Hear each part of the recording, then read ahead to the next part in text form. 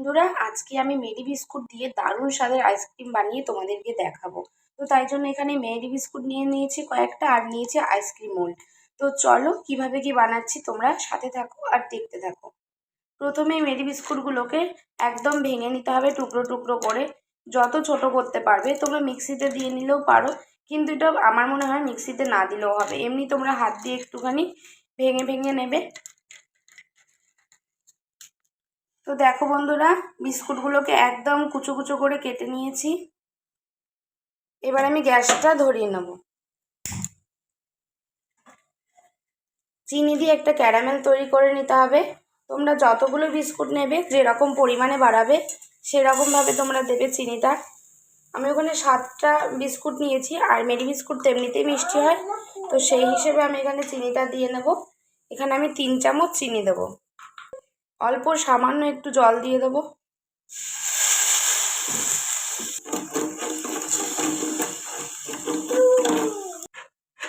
তো দেখো, চিনি দিয়ে ক্যারামেলটা তৈরি হয়ে গেছে। এটা তোমরা এমনি চিনি দিয়েও করতে পারতে, আমি দিলাম কালারটা যাতে সুন্দর আসে। এবার এর মধ্যে আমি দুধ দিয়ে দেবো।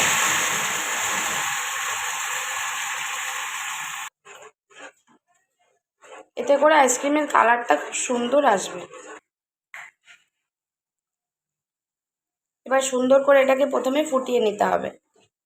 দেখো কালারটা কত সুন্দর এসছে।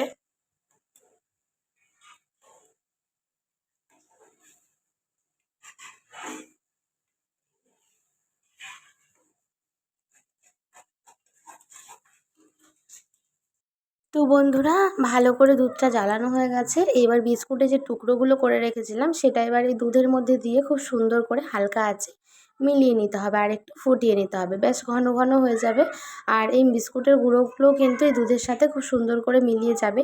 একটু একটু বড় বড় থাকবে, যাতে ওই খাওয়ার সময় মুখে বাঁধবে, ভালো লাগবে। এটা তোমরা মিক্সার গ্রাইন্ডারে ব্লেন্ড করেও দিতে পারো। আর তার মধ্যে আমি আর একটু সামান্য জল অ্যাড করেছি, খুব ঘন হয়ে গেছিলো। আর এবার দিয়ে দিচ্ছি আমুলের পাউডার দুধটা, তাহলে স্বাদটা আরও একটু ভালো আসবে। তো চলো এবার এটাকে ভালো করে মিলিয়ে নিলে একদম কিন্তু রেডি হয়ে যাবে। এটা দেখো একদম রেডি হয়ে গেছে, আর আমি এবার গ্যাসটা অফ করে রাখবো। অফ করে আমি 15 মিনিটের জন্য এটা নর্মালি রেখে দেবো, যাতে ঠান্ডা হয়ে যায় ব্যাপারটা। তারপর আইসক্রিম মোল্ডে ঢেলে ফ্রিজে রেখে দিলেই রেডি হয়ে যাবে কিন্তু আমাদের আইসক্রিম। তোমরা এইভাবে বাড়িতে বানিয়ে দেখবে, খুব ভালো হয়। তো আমি 15 মিনিট পর এখানে চলে এসেছি, আর ঘনত্বটা দেখে তোমরা বুঝতেই পারছো। এবার আমি ব্যাস শুধু আইসক্রিমের মোল্ডে এবার দিয়ে এখানে আমি 3 ঘন্টা রেখেছিলাম। তো তোমরা রাখবে সেই হিসেব করেই, একদম জমে যাবে। আর এইভাবে আইসক্রিম করলে কিন্তু খেতে ভীষণই টেস্টি হয়, ভীষণই টেস্টি হয়। তোমরা যারা ট্রাই করেছো তারা তো জানোই, আর যারা এখনও ট্রাই করোনি তাদেরকে আমি বলবো অবশ্যই একবার তোমরা ট্রাই করো। আর চলো, তোমাদের কেমন লাগলো এই আইসক্রিমের রেসিপিটা সেটাও তোমরা জানিও। শুধু এখন অপেক্ষা করতে হবে জমতে দেওয়ার জন্য, ব্যাস তাহলে কিন্তু আইসক্রিমটা রেডি হয়ে যাবে। এখন তো অনেক রকমের আইসক্রিম বেরিয়ে গেছে। এইসব আইসক্রিম এখন আর খাওয়াই হয় না। আমরা যখন ছোট ছিলাম, স্কুলে পড়তাম, এই আইসক্রিমগুলো 3 টাকা 5 টাকা করে বিক্রি হতো, প্রচুর খেয়েছি। সেই স্কুল লাইফের সেই দিনগুলো কিন্তু ভীষণ মিস করি। এইসব আইসক্রিম খাওয়া, তারপর ওই চানা মশলা খাওয়া, অনেক টাইপের। এখনকার ওইসব খাবার দাবার অত পাওয়াও যায় না।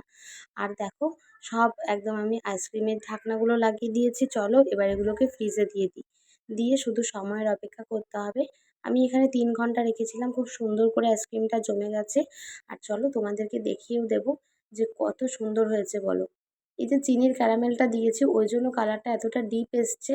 তো ওই জন্যই কালারটা করার জন্যই কিন্তু আমি ক্যারামেলটা তৈরি করেছিলাম। আর দেখো খেতে তো দারুণই হয়েছিল, আর দেখতেও কতটা সুন্দর হয়েছে তোমরা তো দেখে বুঝতেই পারছো। আর এই যে সোনাকেও দিয়ে দিয়েছি, আর ও তো খেয়ে বলছে দারুণ হয়েছে। আর রেসিপিটা তোমাদের কেমন লাগলো সেটাও কিন্তু কমেন্টে জানিও। তো চলো, টাটা।